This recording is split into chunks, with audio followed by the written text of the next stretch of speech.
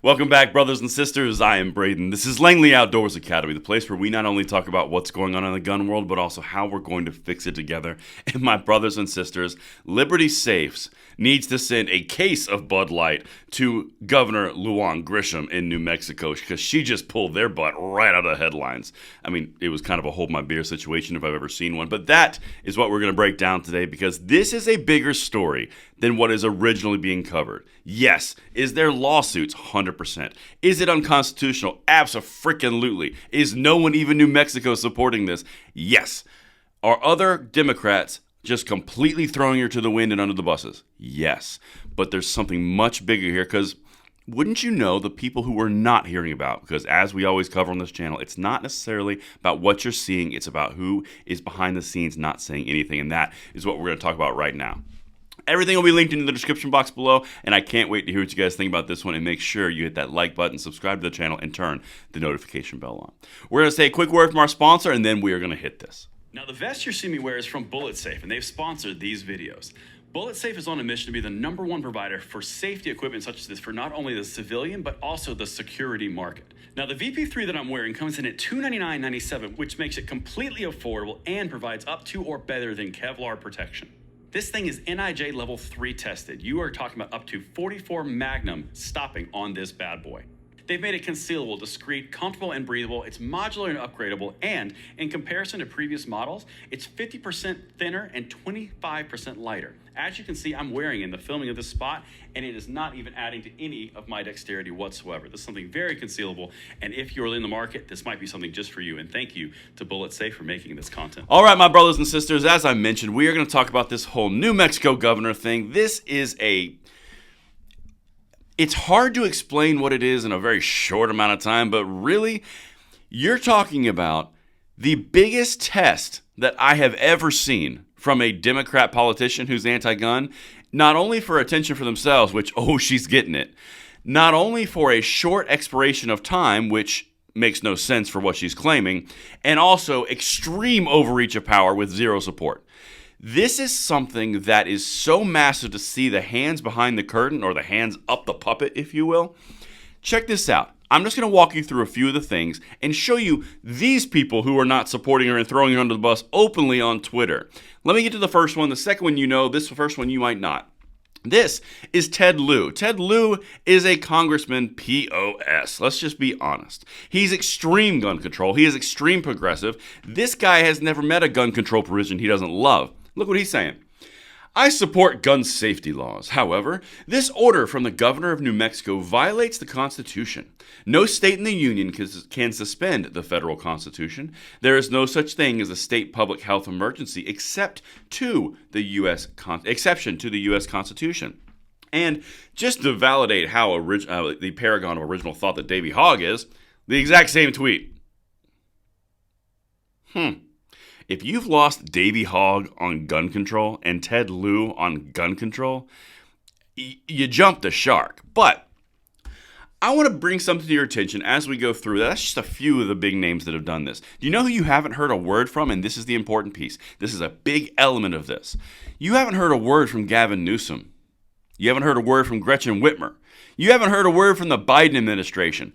All proven and known gun control advocates, extreme gun control advocates, aren't saying a word on something that they want to happen in their own states, in their own version of the country. Do you find that odd at all? It's weird, isn't it? Well, now that I introduced that, let's continue. Let's just show you what's going on here, because this is some quotes that is really pointing to what this is truly about. Check this out. Group sues after New Mexico governor suspends the right to carry guns in Albuquerque in public. New Mexico Governor Michelle Lujan Grisham's emergency order suspending the right to carry firearms in public in and around Albuquerque drew an immediate court challenge from a gun rights group Saturday, as legal scholars and advocates say they expect it. Absolutely, it's going to happen. This has zero chance of working. Everyone on the planet knows this is unconstitutional. So go to the why. Partner the why with what other people are not saying, and you'll see where this is going, because this is the important piece. The challenge was expected, but even so, the governor's action Friday was an attempt to move the debate, said Jessica Levinson, a law professor at Loyola Marymount Loyola Law School in Los Angeles, after Lujan Grisham announced that she was temporarily suspending the right to carry firearms in the state's largest city and surrounding Bernalillo County. So, that's it right there. To move the debate. This was not made as an effort for success. This was not made as an effort to quell the problem which she cited as an emergency health order. This was an effort to bring the conversation around to this governor and see what other governors can do across the nation. That is why you are not hearing anything from Whitmer. That's why you haven't heard a peep out of Newsom, who cannot shut up about anything gun control or progressive. It's odd. The absence is deafening. Now, let's keep going because this is some stuff of where it's aiming. This is the piece right here. Bernalillo County, I cannot say that word. Bernalillo County District Attorney Sam Bregman once served as a Democratic Party leader and was appointed by Lujan Grisham. On Saturday, joined Albuquerque Mayor Tim Keller and Police Chief Harold Medina, saying they wouldn't enforce the order. So you have literally no one in your state down with this, and yet you did it for 30 days. And now we're coming to the next part. 30 days. That's a very interesting time frame, particularly when you're stating the whole point of your overreach and through your executive order was to stop all these terrible things forever. But it only did 30 days. 30 days is an interesting time frame. I wonder if that has anything to do with the court system and how slowly it moves in order to not be held to account while still achieving the conversation around what you want to do.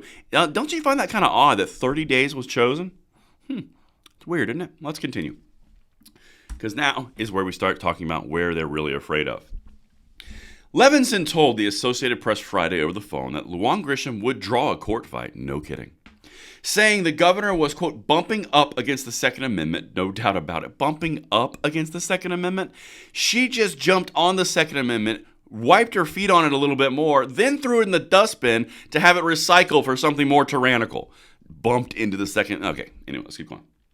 Quote, and we have a very conservative Supreme Court that is poised to expand Second Amendment rights, Levinson added. That is the payoff.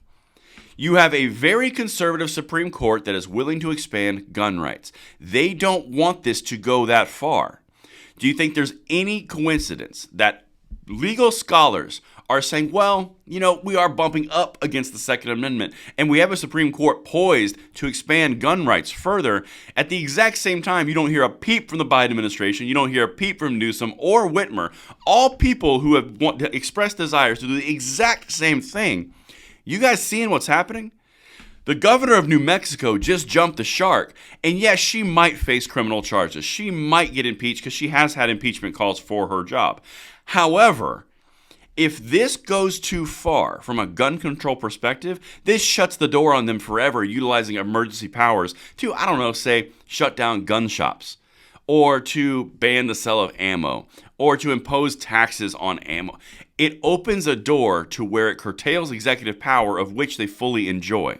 This is something that's bumping up and drawing attention to the idea they think they can do this. You partner in the last 2.5 years of all the egregious affronts to our rights that occurred around health emergencies, and you have a pretty ripe case for the Supreme Court to take a look at. All the while, the Second Amendment is enjoying the limelight because they just hate it with a passion and they got a hard-on for it.